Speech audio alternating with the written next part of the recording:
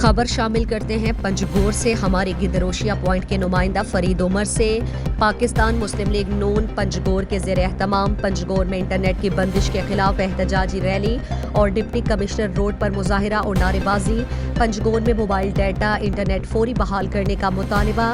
پنجگور میں گزشتہ 3 ماہ سے بلا جواز انٹرنیٹ سروس کی بندش کے خلاف پاکستان مسلم لیگ نون کے زیر اہتمام ایک احتجاجی ریلی نکالی گئی۔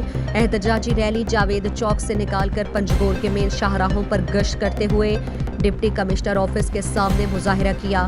مظاہرین کے ہاتھوں میں پلے کارڈز تھے جن پر پنجگور میں موبائل انٹرنیٹ ڈیٹا سروس بحال کرنے کے مطالبات درج تھے۔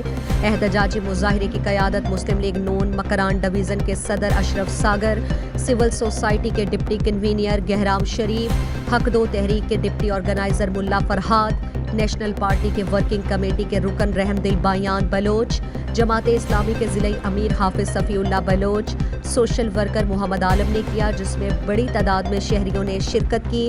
احتجاجی ریلی کے شرکاء سے خطاب میں پاکستان مسلم لیگ نون مکران ڈویژن کے صدر اشرف ساگر، پنجگور سول سوسائٹی کے ڈپٹی کنوینر گہرام شریف، عبد المالک بلوچ، یاسر بلوچ، نیشنل پارٹی کے رحم دل بایان، حق دو تحریک کے ملا فرہاد بلوچ، جماعت اسلامی کے ضلعی امیر مفتی صفی اللہ بلوچ، سوشل ورکر محمد عالم نے کہا کہ اس جدید دور میں تعلیم، کاروبار سمیت تمام شعبے انٹرنیٹ نظام سے چلتے ہیں، لیکن بدقسمتی سے ضلع پنجگور میں گزشتہ 3 مہینے سے انٹرنیٹ موبائل ڈیٹا سروس کو بغیر کسی جواز کے بند کر کے عوام کو شدید مشکلات اور فوری دنیا سے کٹ کر دیا گیا ہے۔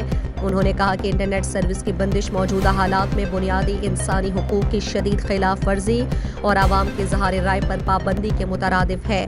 انٹرنیٹ کی بندش سے پنجگور تعلیم اور کاروبار شدید متاثر ہو چکا اور طلباء کا تعلیم ضائع ہو رہی ہے۔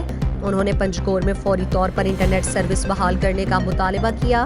بعد ازاں مظاہرین نے ڈپٹی کمشنر پنجگور عبدالرزاق ساسونی کو یادداشت پیش کی۔